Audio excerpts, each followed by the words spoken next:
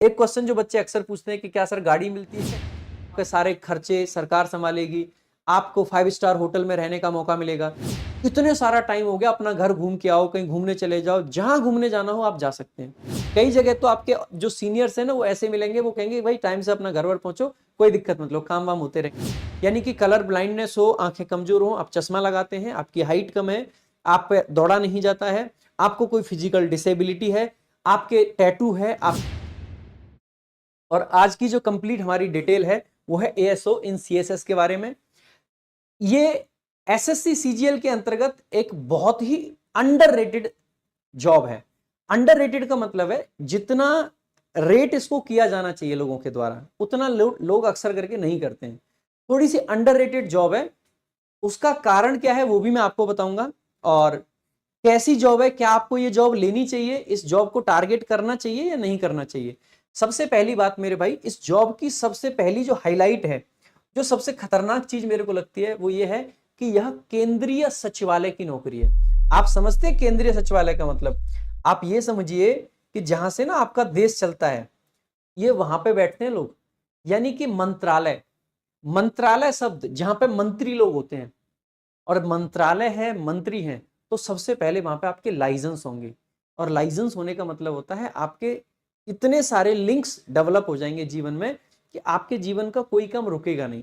अगर आप थोड़ा सा ओपन हैं, थोड़े से एक्सट्रोवर्ट हैं आप, अगर आप बहुत ज्यादा इंट्रोवर्ट हैं, आप चीजें उतने लोगों से बात नहीं करते, तो अलग बात है।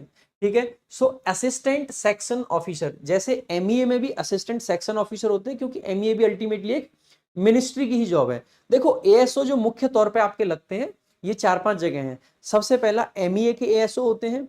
इसके अलावा आईबी के एएसओ की भी स्पेसिफिक एक जगह आती है, अलग से वैकेंसीज आती हैं। इसके अलावा रेलवे के एएसओ की भी अलग से जगह आती है, ध्यान देंगे।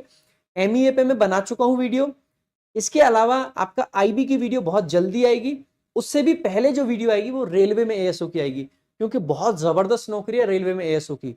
इसके अलावा मेरे भाई आईबी एएसओ की भी आएगी, और एक आपका सीएसएस में एएसओ होता है। अब ध्यान देंगे, जैसे एमईए का हटा दीजिए, आईबी का हटा दीजिए, एएफएच की होता है आर्म्ड फोर्सेस हेडक्वार्टर्स, ठीक है, तो उस वाले को भी हटा दीजिए। ठीक है। और एमईए वाला भी साइड कर दिया। तो उन एएसओ के अलावा जितनी मिनिस्ट्रीज अब आपकी बचती हैं, लगभग हर मिनिस्ट्री के अंदर आपका यहीं से एएसओ सेलेक्ट होके जाते हैं, हर मिनिस्ट्री के अंदर। सो एएसओ इन सीएसएस, सीएसएस का मतलब सेंट्रल सेक्रेटरीट सर्विसेज। ठीक है। सो ये आपका देखो एक लोगो भी होता है इनका, ये आपका है इंडिया का झंडा इस पे बना हुआ है। तो ये है आपका सीएसएस में एएसओ का जॉब। इसके बारे में सबसे पहली बात कही जाती है कि क्या सर ये सबसे आराम की नौकरी है, क्या सच में ये आराम की नौकरी है? तो मैं एक बात कह सकता हूं कि देखिएगा, इसके अंदर बहुत सारी मिनिस्ट्रीज हैं। यानी कि आप पाओगे भारत सरकार के अंदर अगर 4-5 मिनिस्ट्रीज को हटा दिया जाए, तो लगभग हर मिनिस्ट्री में यहां से एएसओ जाते हैं। अब इतनी सारी मिनिस्ट्रीज हैं, तो तरह तरह के देखो, जैसे होम मिनिस्ट्री बहुत वर्कलोड है। अगर हम बात करते हैं कल्चर वाली मिनिस्ट्री आपकी, वहां पे कोई वर्कलोड नहीं है। तो इसमें बहुत सारी मिनिस्ट्रीज ऐसी हैं जिसमें वर्कलोड बहुत कम है, बहुत आराम की नौकरी है। कुछ मिनिस्ट्रीज ऐसी हैं जिसमें थोड़ा सा वर्कलोड ज्यादा है। तो वो डिपेंड करता है आपकी मिनिस्ट्री पे, कौन सी मिनिस्ट्री में हो। लेकिन फिर भी आपको अभी डिटेल में बताऊंगा कि क्या सच में ये सबसे आराम की जॉब है, क्या इस जॉब के साथ में आप यूपीएससी की तैयारी कर सकते हैं, आप क्या क्या कर सकते हैं, क्या क्या नहीं, एक बार ओवरव्यू ले लेते हैं। सबसे पहले अबाउट एएसओ इन सीएसएस के बारे में जानेंगे, क्या होता है, सैलरी कितनी होती है, वैकेंसीज कितनी आती हैं, पावर्स क्या क्या होती हैं, सिलेक्शन का प्रोसेस क्या होता है यूपीएससी के द्वारा और एसएससी सीजीएल के द्वारा, इस जॉब की हाइलाइट्स क्या है, प्रोज क्या है और कॉन्स इसके क्या है, ऑफिसेस कहां पे हैं, ट्रांसफर्स कैसे होते हैं, वर्क प्रोफाइल क्या है, पर्क्स क्या क्या होते हैं, और कुछ आपके एफएक्यूज रखेंगे। इसके अलावा कौन सी मिनिस्ट्रीज हैं जिनकी सबसे ज्यादा डिमांड रहती है, और कौन सी मिनिस्ट्री आपको लेनी चाहिए। ठीक है। ये सब भी जानेंगे, अच्छी अच्छी मिनिस्ट्रीज के बारे में। शुरुआत करेंगे शुरुआत से। तो assistant section officer central secretariat services, ये नॉन गेजेटेड आपकी पोस्ट होती है, यानी कि भारत के गैजेट में शामिल नहीं है, राष्ट्रपति के द्वारा जो गैजेट निकाला जाता है वहां पे नहीं है। हालांकि फर्स्ट प्रमोशन के बाद में आप गैजेटेड ऑफिसर बन जाते हैं, यानी कि अभी ये 4600 ग्रेड पे की है, लेकिन जैसे ही आपका पहला प्रमोशन होता है तो आप इसमें गैजेटेड अधिकारी बन जाते हैं, 4800 ग्रेड पे जाते हैं। क्योंकि इसका पे स्केल 4600 ग्रेड पे है आपका, और बेसिक पे इसका बनता है 44,900। अगर पूरी ग्रॉस सैलरी की हम बात करें, सो बेसिक पे आपका 44,900, इसमें आपका डीए लग जाता है 50% एट प्रेजेंट जो है, एचआरए आपका 30% है, क्योंकि ये दिल्ली की नौकरी है, इसके अलावा ट्रांसपोर्ट अलाउंस आपका होता है और कुछ आपके अदर छोटे मोटे अलाउंसेज होते हैं। टोटल मिला के 85,000 प्लस आपका बन जाता है। ये है आपका ग्रॉस पे। अगर इन हैंड सैलरी यानी नेट पे की बात करें तो लगभग इसमें से 4-5 हजार पे आपका इनकम टैक्स कटता है, जो कि आप साल के अंत में आईटीआर फाइल करके वापस ले सकते हो, इकट्ठा आ जाता है। तो पूरे के पूरे एक साल का लगभग 1 लाख रुपए के करीब कटा होता है, वो सारा वापस आ जाता है अगर आप सीए से ढंग से बात करके करवाओ उसको, ठीक है। अगर आपके खर्चे उतने हैं एक्चुअल में, आईटीआर जो भरते हैं हम। इसके अलावा आपका एनपीएस भी कटता है, तो लगभग एनपीएस और आईटीआर कट कटा के लगभग 75,000 प्लस एट प्रेजेंट में भी स्टार्टिंग सैलरी इसकी बन रही है, ठीक है। तो सैलरी की बात हो गई। इसके बाद में वैकेंसीज कितनी आती हैं, अब की बार इसमें 900 से ऊपर है, मोस्ट प्रोबेबली 1,000 से ऊपर जा सकती हैं, संभावना है अभी भी कि जा सकती हैं। 2023 में कट ऑफ 320 थी और वैकेंसीज आपकी 720 थी। 2022 में जो कट ऑफ थी वो 331 थी, ये नॉर्मलाइज्ड स्कोर था। यहाँ पे काफी स्कोर नॉर्मलाइजेशन की वजह से बढ़ा था। यहाँ पे वैकेंसीज आपकी 1011 थी। इसमें रिलेटिवली वैकेंसी ज्यादा होती है, जैसे एमईए में काफी कम रहती हैं, क्योंकि वो एक अकेली मिनिस्ट्री है। इसके अंदर इतनी सारी मिनिस्ट्रीज हैं, इसीलिए सामान्यतः इसमें वैकेंसीज ठीक होती हैं। और वैकेंसीज ठीक होने के कारण इसकी कट ऑफ नीचे रहती है। इसकी कट ऑफ नीचे रहने का ये कारण बिल्कुल मत समझ लेना कि जॉब अच्छी नहीं है या लोग कम पसंद करते हैं। बहुत लोग पसंद करते हैं, लेकिन थोड़ी वैकेंसीज ज्यादा है, इसीलिए थोड़ी सी कट ऑफ इसकी नीचे रहती है। आगे अगर हम देखें कि क्या प्रोसेस रहता है, तो देखो वही टीयर 1 आपका होता है। अगर देखो 2 तरीके से सिलेक्शन हो सकता है, एक UPSC CSC civil services examination के थ्रू, एक एसएससी सीजीएलई यानी कि कंबाइंड ग्रेजुएट लेवल एग्जामिनेशन के थ्रू। अगर सीजीएलई की बात करें तो 4600 ग्रेड पे एएसओ सेलेक्ट होते हैं, और यूपीएससी से सीधे के सीधे आपकी स्टार्टिंग की जो पोस्ट होती है वो होती है अंडर सेक्रेटरी की। उसके बाद में जल्दी जल्दी बढ़ जाते हैं, आगे चले जाते हैं। यूपीएससी की बात है, हम सीएससी यानी सिविल सर्विसेज एग्जामिनेशन की बात नहीं करेंगे। एसएससी सीजीएल की अगर बात करते हैं तो टीयर 1 होता है 200 नंबर का, जो कि क्वालिफाइंग है, मैथ्स, रीजनिंग, इंग्लिश और आपका जीए के जीएस होता है। 50-50 नंबर के होते हैं, 25-25 क्वेश्चन आपके होते हैं, 1 घंटे का समय होता है। एक क्वेश्चन 2 नंबर का होता है, आधा नंबर आपका नेगेटिव मार्किंग का कट जाता है। यह सिर्फ क्वालिफाइंग है, हालांकि इसकी अलग से कट ऑफ लगाई जाती है एसएससी के द्वारा, जो कि लगभग 140-45 तक जा सकती है। इसके अलावा अगर बात करते हैं टीयर 2 यानी कि मेंस का जो आपका पेपर होता है, जिन लोगों का प्री क्लियर होता है उनको मेंस के लिए बुलाया जाता है। इस बीच में कोई फिजिकल वगैरह आपका नहीं होता है, सीधा मेंस होता है, और मेंस आपका लगभग एक ही दिन के अंदर करा लिया जाता है। तो आप पाओगे 390 नंबर का मेंस होता है। मेंस को 3 सेक्शन में डिवाइड करके कराते हैं। सेक्शन 1 में आपका रहता है मैथ्स और रीजनिंग। मैथ्स रीजनिंग के 30-30 क्वेश्चन होते हैं, हर क्वेश्चन 3 नंबर का होता है, यानी टोटल 90 नंबर। एक क्वेश्चन गलत होने पर 1 नंबर काट लिया जाता है। सेक्शन 2 के अंदर इंग्लिश और जीएस होता है। इंग्लिश के 45 क्वेश्चन यानी 135 नंबर होते हैं, जीएस के 25 क्वेश्चन यानी कि 75 नंबर होते हैं। सेम मार्किंग, नेगेटिव मार्किंग यहां भी होती है, 3 नंबर का एक क्वेश्चन, और गलत होने पर 1 नंबर काट लिया जाएगा। उसके अलावा 20 क्वेश्चन कंप्यूटर के होते हैं, जो कि 60 नंबर के हो जाते हैं, और साथ में उसी दिन टाइपिंग भी होती है। यह सब इतना एक ही दिन के अंदर इसमें हो जाता है, ठीक है। टाइपिंग की जो स्पीड है आपकी 28 की चाहिए होती है। डॉक्यूमेंट वेरिफिकेशन जिस डिपार्टमेंट यानी कि सीएसएस के द्वारा ही किया जाता है। इंटरव्यू वगैरह इसमें बिल्कुल भी नहीं होता है। फिजिकल कोई रिक्वायर्ड नहीं है, मेडिकल कोई रिक्वायर्ड नहीं है। हालांकि मेडिकल का एक सर्टिफिकेट आपको बनवा के देना होता है, जो कि आप अपने जिला हॉस्पिटल वगैरह से बनवा सकते हैं। अगर आपकी आंखें कमजोर हैं, अगर आपके आंखों में कलर विजन है यानी कि कलर ब्लाइंडनेस हो, आंखें कमजोर हो, आप चश्मा लगाते हैं, आपकी हाइट कम है, आप पे दौड़ा नहीं जाता है, आपको कोई फिजिकल डिसेबिलिटी है, आपके टैटू है, आपका फलाना ढिमका ढिमकानी जिसका भी नाम आपने लिखवा रखा है, एनीथिंग, ठीक है, यहां पे आपको कोई दिक्कत नहीं आएगी। ये पोस्ट आपके लिए सूटेबल है, कोई दिक्कत की बात नहीं है। नजर कमजोर है, कुछ भी है, कोई दिक्कत नहीं है, ठीक है। तो यहाँ पे कोई दिक्कत आपको नहीं आएगी। इसके अलावा ये एग्जाम प्रोसेस वही है जो अभी मैंने बता दिया था आपको, सारा का सारा पूरा का पूरा एग्जाम प्रोसेस, ठीक है। इसके अलावा अगर बात करें जॉब हाइलाइट्स क्या क्या है भाई, जॉब के अंदर क्या क्या चीजें ऐसी होती हैं। सबसे पहले तो मेरे भाई जॉब की सबसे बड़ी हाईलाइट ये है कि एकदम रिस्क फ्री जॉब है। सामान्यतः डेस्क जॉब जितनी भी होती है रिस्क फ्री। डेस्क जॉब का मतलब है आपको 9 to 5 जॉब करना है, सुबह ऑफिस जाओ, चेयर मिलेगी, बढ़िया एसी, सारी मिनिस्ट्रीज हैं। जैसे मूवीज वगैरह में दिखाया जाता है वैसा नहीं है, आज की डेट में सारी मिनिस्ट्रीज एसी में चली गई हैं। खास करके अब आप देखोगे सेंट्रल विस्टा जो सरकार का एक बहुत बड़ा प्रोजेक्ट है, उस पर काम चल रहा है, और मोस्ट प्रोबेबली इस साल के अंत तक सेंट्रल विस्टा में लोग ट्रांसफर हो जाएंगे। बहुत अच्छी जगह है, बहुत जबरदस्त, मतलब इतने सारे, मतलब वहां पे काम करने में भी ना मजा आएगा, इस प्रकार की जगह है। वीकेंड एकदम ऑफ रहता है आपका, यानी कि संडे सैटरडे पूरी छुट्टी है, आप अपने घर मौज मारो, आप घूमने चले जाओ, आप जहां घूमना चाहते हो वहां चले जाओ। सामान्यतः ये लोग क्या करते हैं, बहुत सारे जो मेरे स्टूडेंट्स और जो दोस्त हैं, जैसे संडे सैटरडे पड़ा, अब की बार वेंसडे का मुहर्रम है, छुट्टी है, तो कुछ लोगों ने क्या करा कि मंडे और ट्यूसडे की छुट्टी लगा दी। इसमें क्या हो जाता है कि संडे सैटरडे मिल गया, मंडे ट्यूसडे की छुट्टी हो गई, वेडनेसडे की वैसे छुट्टी है, इतने सारा टाइम हो गया, अपना घर घूम के आओ, कहीं घूमने चले जाओ, जहां घूमने जाना हो आप जा सकते हैं। अगर किसी वीक में 2 छुट्टी पड़ती है तो पक्का लोग 3 सीएल लेके पूरे के पूरे वीक को मस्त बना देते हैं, इस सैटरडे से लेके अगले संडे तक। इस प्रकार से लोग काम करते हैं, यानी कि लीव भी आसानी से मिल जाती है। जैसे पुलिस वगैरह में क्या होता है भाई, लीव लेने के लिए, जैसे हम दिल्ली पुलिस में हम थे, हमें जाना होता था, सबसे पहले तो एक एप्लीकेशन लिख के मुंशी को पकड़ाओ, मुंशी उसको एसएचओ को दे के आएगा, एसएचओ फिर हमें बुलाएगा, क्यों छुट्टी चाहिए, क्या चाहिए, वहां पे बताओ जी मुझे छुट्टी इसलिए चाहिए, मेरी मम्मी बीमार है, इसको ये हो गया, उसको वो हो गया। लोगों को कई बार ऐसे एप्लीकेशन लगाने पड़ते हैं कि जी दादी जी की डेथ हो गई, इसका ये हो गया, वो हो गया, एंगेजमेंट है मेरी, तुम्हारी एंगेजमेंट है तो लाओ सबूत दो, इस चीज का भी सबूत मांग लेते हैं, जी बच्चा हुआ है मेरे के सबूत दो, बच्चा हुआ है।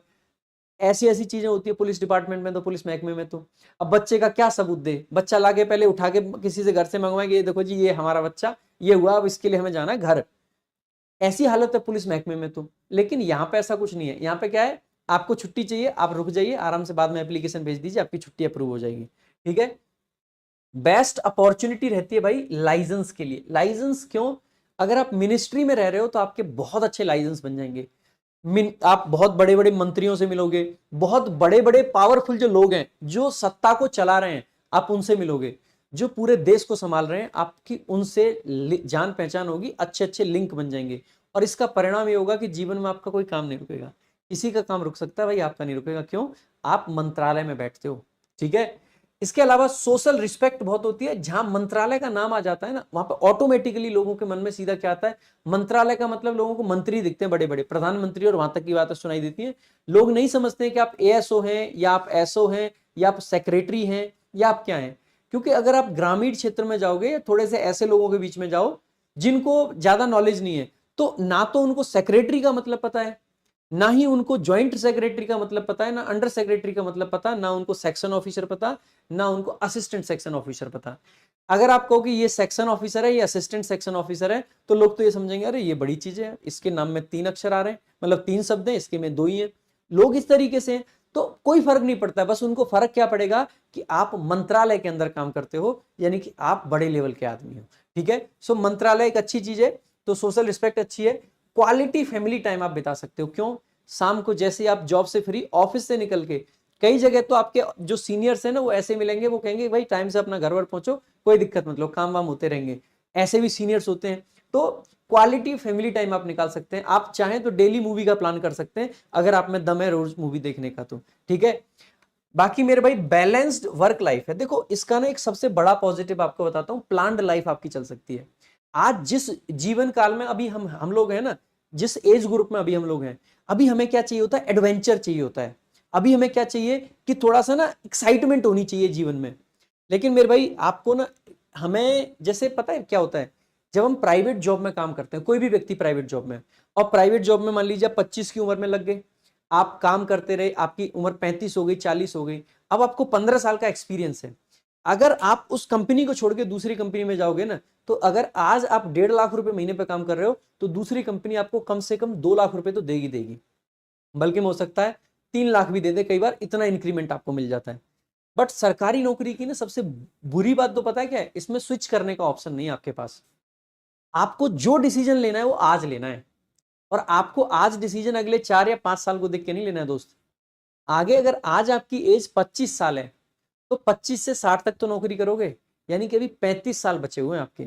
अगले 35 साल को लिख के डिसीजन, देख के डिसीजन आपको लेना होता है। और 35 साल में पता है क्या क्या शामिल है, 35 साल में वो एज भी शामिल है जहां पे ना आपके अंदर एडवेंचर नाम की चीज बचेगी नहीं, जहां पे आपका जो प्राइमरी फोकस होगा ना, वो आपका परिवार होगा, आपकी फैमिली होगी, आपके बच्चे होंगे, आपकी बीवी होगी। माता पिता की भी एज एक टाइम के बाद इतनी जा चुकी होगी कि आप जिंदगी में एडवेंचर करना नहीं चाहोगे, बल्कि अपने माँ बाप की सेवा थोड़ी सी करना चाहोगे। और माँ बाप की सेवा करने के लिए ना आपको टाइम देना पड़ेगा।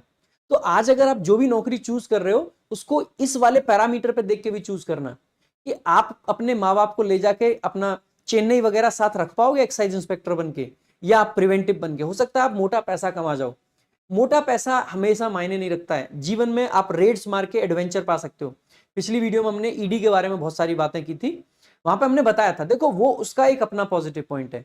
लेकिन मैं जो आपको बताना चाह रहा हूं ना कि कभी भी हमें कोई भी डिसीजन इस भाव में नहीं लेना चाहिए। कई बार लोग भाव में ले जाते हैं डिसीजन कि यार चल ये करते हैं, क्योंकि उनको अभी लाइफ में एडवेंचर दिख रहा है। बट 35 साल है मेरे भाई, और 35 साल का मतलब है कि आपको ये भी देखना है कि आपको अपनी फैमिली को संभालना है। कल को आपको ऐसी सेटल्ड लाइफ चाहिए कि आपके बच्चे एक स्कूल में पढ़ पाए। ऐसा नहीं हो कि 2 साल बच्चे इस स्कूल में पढ़ रहे हैं, 2 साल बाद पापा का ट्रांसफर हो गया तो बच्चे का ट्रांसफर दूसरी जगह कराना पड़ रहा है, बच्चा दूसरे स्कूल में जा रहा है। बात समझ रहे हैं मेरी? तो इस तरीके से आपको आपकी प्लान्ड लाइफ चल सकती है, बिकॉज सीएसएस यानी कि मिनिस्ट्रीज, और मिनिस्ट्रीज यानी कि दिल्ली, आप दिल्ली में वेल सेटल्ड लाइफ जी सकते हैं, क्वालिटी फैमिली टाइम स्पेंड कर सकते हैं, बैलेंस्ड वर्क लाइफ चलेगी, आप पे कभी काम इतना प्रेशर नहीं डालेगा कि आप स्ट्रेस लेके घर में एंट्री करो। ठीक है, तो ये चीजें आपको पता होनी चाहिए सारी चीजें। बेस्ट जॉब फॉर गर्ल्स होती है, इससे बढ़िया जॉब गर्ल्स के लिए पूरे एसएससी सीजीएल के अंदर मैं कोई नहीं मानता हूं। एमईए भी एक अच्छी जॉब है, लेकिन देखो एमईए की मैंने बहुत तारीफें भी की थी, नो डाउट, लेकिन एमईए के कुछ अपने नेगेटिव्स भी हैं। अगर आप लड़की हैं और आप एमईए में हैं तो थोड़ा सा शादी को लेके आगे चल के या तो आपको एमईए वाले से ही शादी करनी पड़ेगी। अगर आप अदर किसी पर्सन से करते हैं तो फिर आप फॉरेन पोस्टिंग जाने में दिक्कत होगी, बहुत सारी चीजें वहां पे आ जाती हैं। और एमईए में एक अपने उसकी भी लिमिटेशंस हैं। सीएसएस में होने का ये फायदा रहता है, आपको जिंदगी भर दिल्ली में रहना है, आप बढ़िया से रहिए, परिवार को अच्छे से पालिए, बच्चों का ध्यान रखिए, कोई दिक्कत आपको नहीं होने वाली है। तो सीएसएस बेस्ट जॉब है मेरे हिसाब से लड़कियों के लिए। क्या इसके कुछ नेगेटिव पॉइंट्स भी हैं? तो देखो नेगेटिव पॉइंट्स वही हैं जो पॉजिटिव के एकदम अपोजिट हैं। जैसे क्लैरिकल जॉब है, बहुत ज्यादा वो फील नहीं आएगा कि आप इंस्पेक्टर बने हो जीवन में। लाइक सीजीएल के लिए इतनी मेहनत करी, इतनी पावर चाहिए, ये चाहिए, रील्स देख देख के हमारा माइंड ऐसा हो चुका है कि नहीं नहीं हमें तो पावर चाहिए, पावर चाहिए। ये जो पावर की जो भूख है ना, इसमें बहुत बड़ा रोल प्ले करती है रील्स। जब हम रील्स देखते हैं हमें लगता है यार हम पे भी ये पावर हो। हमने रील्स में देखा कि कोई व्यक्ति जा रहा है, गाड़ी से उतर रहा है, ये कर रहा है, वो, आपको भी ये सब मौके मिल सकते हैं। अभी बताऊंगा कौन सी मिनिस्ट्रीज में क्या क्या अपॉर्चुनिटीज मिल सकती हैं, वो सब पे भी बात करेंगे। ठीक है, तो क्लैरिकल जॉब है, थोड़ा सा बोरिंग सा काम होता है, तो स्लाइटली बोरिंग जॉब है, थोड़ा सा पक जाते हैं लोग थोड़ा सा इससे कि यार कुछ नया नहीं मिल रहा है, वही डेली का काम, वही डेली की चीजें, वही नोटिंग, ड्राफ्टिंग, एप्लीकेशन लिख, इसके बीच में कोऑर्डिनेशन का काम, ये सब चीजें आपकी रहती हैं। बहुत ज्यादा नया कुछ इसमें नहीं होता है। लिटिल चांस ऑफ करप्शन, आप इसको पॉजिटिव माने या negative, it's up to you. इसीलिए मैंने कॉन्स ना लिख के इंपॉर्टेंट लिख दिया है। बात इंपॉर्टेंट ये है कि करप्शन के बहुत कम चांस होते हैं, ना के बराबर चांस है, क्योंकि मिनिस्ट्रीज के अंदर रहना है, पब्लिक डीलिंग आपकी नहीं है, और जब तक पब्लिक डीलिंग नहीं होती करप्शन होने का चांस तो है ही नहीं, है ना। बाकी अपना अपना कौशल है, लोग पता नहीं ऐसी ऐसी जगह से भी करप्शन कर जाते हैं, पता नहीं, अपना अपना कौशल है, जैसे जो जहां दिखा जाए। ठीक है, स्लो प्रमोशंस, इसका सबसे बड़ा जो नेगेटिव है जिसकी वजह से लोगों ने सीएसएस को चूज करना कम करा, वो है प्रमोशंस बहुत स्लो हैं। अगर आप डिपार्टमेंटल एग्जाम को क्लियर ना कर पाए तो 8-9 साल लग जाते हैं कई बार। डिपार्टमेंटल एग्जाम अगर आपने टाइम से क्लियर कर लिया, 5 साल में आप एलिजिबल हो जाते हो देने के लिए। अगर टाइम से क्लियर कर लिया तो आप आसानी से बन जाओगे एएसओ। लेकिन नहीं कर पाते हैं तो फिर क्या होता है कि वैकेंसीज बहुत कम कम आती हैं, जिसकी वजह, मतलब एएसओ नहीं एसओ, तो जिसकी वजह से पहला ही प्रमोशन आपका 8-9 साल तक खिंच जाता है। जैसे ईडी में बताया था 2 साल का ऑर्डर पास हो रखा है। ठीक है, इनकम टैक्स में भी बहुत जल्दी बन जाते हैं, लेकिन यहाँ पे स्लो है भाई, है ना। इसके अलावा थोड़ी सी, क्योंकि दिल्ली में हमेशा पोस्टिंग रहती है, आपको दिल्ली में ही रहना पड़ेगा, और दिल्ली यार अपने आप में महंगी जगह है अगर आप ठीक सी जगह रहना चाहोगे।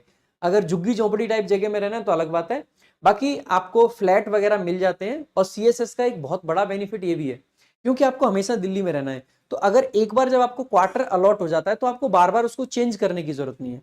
आप बढ़िया अपने घर की तरह से उसको सजा सकते हैं, बना सकते हैं, और रिटायरमेंट तक उसी जगह पर रहने का प्लान कर सकते हैं। हालांकि प्रमोशन होने के बाद में जो 4 साल जब हो जाते हैं तो आप एक अपग्रेड होने का जो क्वार्टर है ना, जो क्वार्टर अभी जिस लेवल का, उससे एक अगले लेवल का आपको मिल जाता है। ठीक है, उसके अलावा ministries usually change in 9 to 10 years. ध्यान रखना, स्टार्टिंग में जो मिनिस्ट्री मिलती है जरूरी नहीं है कि लाइफ टाइम वही रहे, सामान्यतः 9 से 10 साल में आपकी मिनिस्ट्री एक बार बदल जाती है। ठीक है, तो इस चीज का भी ध्यान रखेंगे। आगे देखेंगे और क्या क्या चीजें होती हैं। देखो, तो वर्क इसका बहुत सिंपल है, routine noting, writing, drafting, submitting letters to higher authorities, as well as completing files and creating reports, यही सब काम है। सिर्फ और सिर्फ पेपर वर्क है, सिंपल सी बात है। Maintaining the crucial link between parliament and the cabinet secretariat, ठीक है। उसके अलावा ensuring continuity in the policies of the government of India. देखो हालांकि पॉलिसी मेकिंग में जो ज्यादा रोल होता है वो आईएएस का होता है, आपका नहीं है। अगर आपको जीवन में पावर ज्यादा ही चाहिए, पावर की भूख है, तो आईएएस बनना पड़ेगा। इवन आप आईआरएस बन के भी पावर नहीं ले पाओगे। अगर आपको लगता है कि इनकम टैक्स में, एक्साइज में, इन सब में बहुत पावर है, तो बहुत ज्यादा पावर वहां भी नहीं है भाई। बिकॉज उनके जो बड़े सीनियर्स है ना, आईआरएस, आईआरएस भी आईआरएस बनने के बाद में पेपर दे रहे होते हैं, क्योंकि आईएएस बनना अल्टीमेटली मिनिस्ट्रीज में आना है उनको भी, क्योंकि असली पावर अगर कहीं है तो वो आईएएस के पास में। तो आप यूपीएससी निकालिए, बढ़िया से पावर लीजिए, क्या दिक्कत है, ठीक है। इसके अलावा मेरे भाई ट्रेनिंग क्या रहती है, तो 2 मंथ की ट्रेनिंग होती है, जो कि इन हाउस ट्रेनिंग होती है। एक इंस्टीट्यूट है इनका, वहां पे होती है, ठीक है, आईएसटीएम इंस्टीट्यूट है, इसमें होती है। ये आपकी मिनिस्ट्री मिलने से पहले ही होती है। ऐसा नहीं है कि मिनिस्ट्री आपको मिल गई उसके बाद मिनिस्ट्री कराई, नहीं। सीएसएस में सिलेक्शन हो गया, मिनिस्ट्री बाद में मिलती रहेगी, पहले ये ट्रेनिंग होती है। उसके अलावा भाई आपकी एक ट्रेनिंग और होती है उसके बाद में, जिसको हम भारत दर्शन और विलेज अटैचमेंट बोलते हैं। भारत दर्शन का मतलब है आपको इंडिया घुमाया जाता है, विलेज अटैचमेंट का मतलब है आपके एक विलेज से अटैच कर दिया जाता है, तो वो होती है। ये 1 वीक ईच ट्रेनिंग होती है, यानी कि दोनों ही एक एक हफ्ते की है, तो ये भी ज्यादा नहीं है। इसके बाद में आपको मिनिस्ट्री वगैरह अलॉट कर दी जाती है। मिनिस्ट्री सर कैसे मिलती है, तो देखो टॉप मिनिस्ट्रीज क्या क्या है। सबसे पहले एमएचए, यानी कि होम अफेयर्स वाली आपकी जो मिनिस्ट्री है, अगर सबसे ज्यादा पावर्स हैं, अगर सबसे ज्यादा डाइवर्सिफाइड जॉब है, तो वो है मिनिस्ट्री ऑफ होम अफेयर्स की। लेकिन बहुत सारे लोग एमएचए में जाना नहीं चाहते, क्यों? क्योंकि एमएचए में जितनी पावर है मेरे भाई, उतना ही ज्यादा वर्कलोड है। अगर सबसे ज्यादा काम किसी मिनिस्ट्री में है तो वो है एमएचए में। लेकिन क्योंकि ज्यादा काम है, इसका मतलब है सबसे ज्यादा लिंक आपके यहीं बन सकते हैं, सबसे ज्यादा लाइजन आपके यहीं बन सकते हैं, सबसे ज्यादा पावर आपको यहीं रह के मिल सकती है। इस मिनिस्ट्री के अंदर पता है आपको, शायद जान के हैरानी हो, इसका एक फॉरेन सेक्शन भी होता है, ठीक है। और अगर उस सेक्शन में आप हो, उस डिवीजन में अगर आप हो, तो आपको विदेश जाने का मौका भी मिल जाता है। 6 महीने से लेके 1 साल तक का पीरियड होता है। आप 2-3 बार विदेश जा सकते हैं पूरी सर्विस के दौरान, अगर आप उस सेक्शन के अंदर हो। तो यहाँ पे वो भी मौका मिल जाता है, जो कि एमईए वालों को मिलता है। लेकिन एमएचए में भी एक है। इसके अलावा एमएचए में अलग अलग राज्य जो है, उनसे भी बेसिकली उनके भी अलग अलग सेक्शंस होते हैं, वहां पे भी दिया होता है। अगर आपको नॉर्थ ईस्ट मिल रखा है, तो आपको बार बार महीने में हर 15 दिन नॉर्थ ईस्ट घूमने का मौका मिलेगा।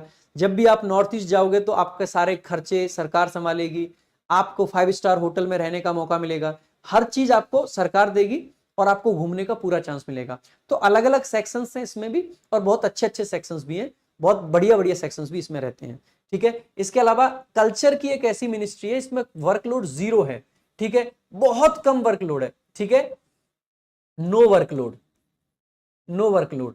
और नो वर्कलोड का इसका मतलब यह है कि अगर आपने जीवन में ये सोचा है कि सीजीएल क्लियर करके आपको यूपीएससी का एग्जाम देना है, तो आप आंख बंद करके ये सीएसएस ले लीजिए और कल्चर वाली मिनिस्ट्री के लिए कंपीट कीजिए, ये वाली मिनिस्ट्री ले जाइए। आपको इतना सारा फ्री टाइम मिलेगा कि आप तसल्ली से तैयारी कर पाओगे। इसके अलावा हेल्थ मिनिस्ट्री है, इसमें अपने बेनिफिट्स हैं। हेल्थ मिनिस्ट्री में एक तो जितना, जैसे आपका एक होता है सीजीएचएस, ठीक है। सीजीएचएस यानी कि ये सेंट्रल गवर्नमेंट की हेल्थ स्कीम होती है, सेंट्रल गवर्नमेंट हेल्थ स्कीम। इसमें हर महीने पैसे कटते हैं, ऐसा नहीं है कि सीजीएचएस फ्री में है सरकार की तरफ से, नहीं। हर महीने कुछ कुछ पैसे कटते हैं, शायद 140 या कुछ ऐसे रुपए, ज्यादा नहीं है। इसके बदले में सरकार फ्री इलाज कराती है। लेकिन फ्री इलाज का मतलब ये नहीं आप कहीं भी हॉस्पिटल में जाओ, सीधे के सीधे आपको फ्री में इलाज हो जाएगा, ऐसा कुछ नहीं होता है। पैसे वहां देने पड़ते हैं, लेकिन वहां के जो बिल वगैरह हैं, आप अपने मिनिस्ट्री में जाओगे लगाओगे, या आप अपने ऑफिस में आओगे लगाओगे, तो वो पैसे रिम्बर्स हो जाते हैं, वापस हो जाते हैं। लेकिन अगर आपकी मिनिस्ट्री क्या है, हेल्थ मिनिस्ट्री है, तो इसका फायदा ये होता है कि आपको पैसे देने ही नहीं है। जहां भी आप इलाज कराओ कैशलेस हो जाता है, यानी कि सीजीएचएस कार्ड से कैशलेस आपका हो जाता है, वैसे नॉर्मली आपका नहीं होता था, ठीक है। बाकी फाइनेंस मिनिस्ट्री में भी ठीक ठाक पावर मिल जाती है लोगों को, तो ये भी अच्छी है, काफी प्रेफर करते हैं लोग इसको भी।